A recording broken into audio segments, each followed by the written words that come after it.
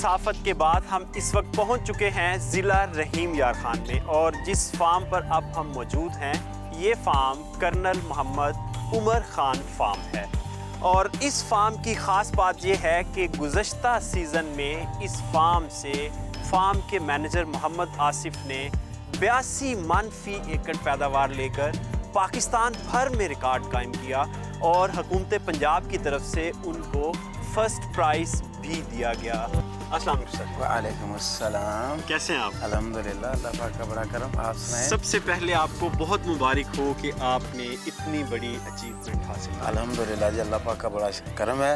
बस इंशाल्लाह हमारे जितने भी किसान भाई हैं हमारे हीरो हैं, और जो भी अच्छी पैदावार लेगा हम उनको स्क्रीन पे लेके आएंगे और उनकी जो प्रैक्टिसेस हैं वो हम पब्लिक को दिखाएंगे। ये बेहतरीन होगा इंशाल्लाह। इससे ज़िम्मेदारों का इमेज बेहतर होगा और वो बेहतर से बेहतर पैदावार लेंगे, और इससे मुल्क को बेहतरीन पैदावार बढ़ेगी और फ़ायदा होगा। जी बिल्कुल ऐसे ही है। और इसके साथ आज हम आपसे वो राज उगलवाएंगे, अपने किसानों को बताएंगे।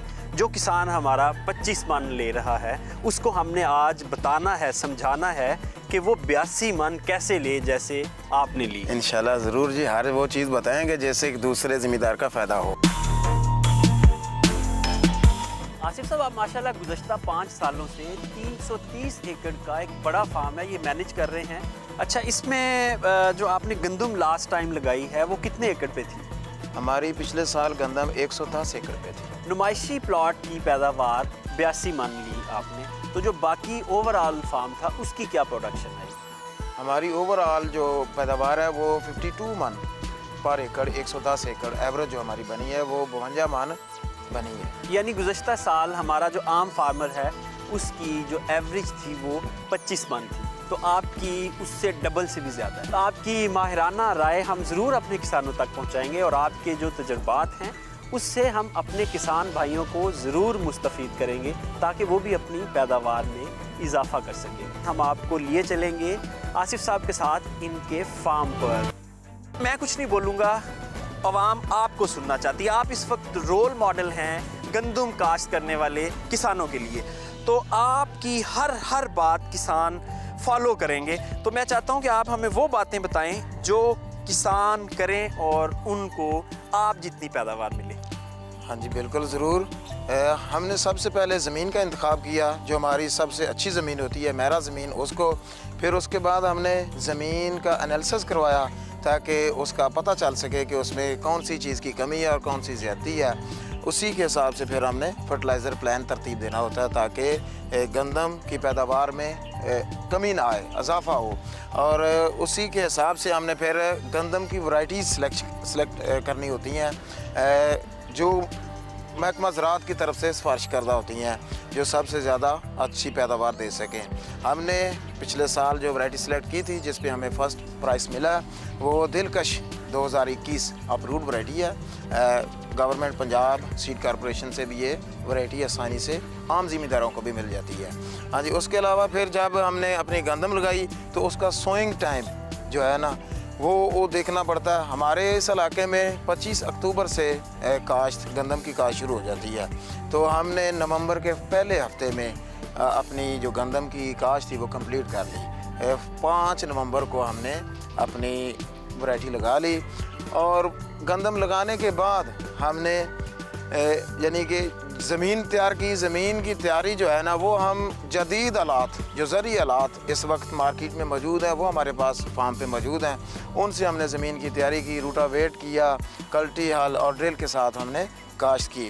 ड्रिल काश्त जो है ना इससे पैदावार में 2 से 3 मन अज़ाफ़ी पैदावार होती है। बाकी जितने भी तरीके इस्तेमाल किए जाते हैं गंदम की काश्त के लिए उससे ये बेहतर है। उसके बाद हमने फर्टिलाइज़र प्लान 2 बैग DAP और 1 बैग पोटाश। हमारे ज़िम्मेदार हज़रात अमूमन DAP तो इस्तेमाल करते हैं, DAP काफ़ी महंगी खाद है, पोटाश ना होने के बराबर इस्तेमाल करते हैं। लेकिन मैं ये चाहूँगा कि मैं जितने भी ज़िम्मेदार भाई हैं वो अपनी ज़मीनों का एनालिसिस करवाएं और अपनी ज़मीनों का फर्टिलाइज़र प्लान उस एनालिसिस के मुताबिक तैयार करें। बल्कि जब किसान रिपोर्ट करवाएंगे तो लैब की जो रिकमेंडेशंस होती है उसमें लिखा होता है कि आपकी ज़मीन में किस चीज़। हाँ जी बिल्कुल इस तरह। उसके बाद आप अपना फर्टिलाइज़र प्लान दें। हमने अपनी पूरी फसल तैयार की, उसको सिर्फ 3 पानी लगाए हैं। जो सबसे अहम चीज़ है ना, वो गंदम की फसल को पानी लगाने के मराहल हैं, उनको टाइम पे, यानी कि वो टाइम से पहले लगाएंगे तो आपकी फसल नुकसान में चली जाएगी। टाइम से ज़्यादा ओवर करेंगे, ऊपर जाएंगे, फिर भी वो नुकसान करेगी। उसके लिए ज़रूरी है कि गंदम काश करने के तकरीबन 20 से 22 दिन तक तकरीबन गंदम की जो फसल है उसके 3 पत्ते निकल आते हैं। इसकी ये आम निशानी है।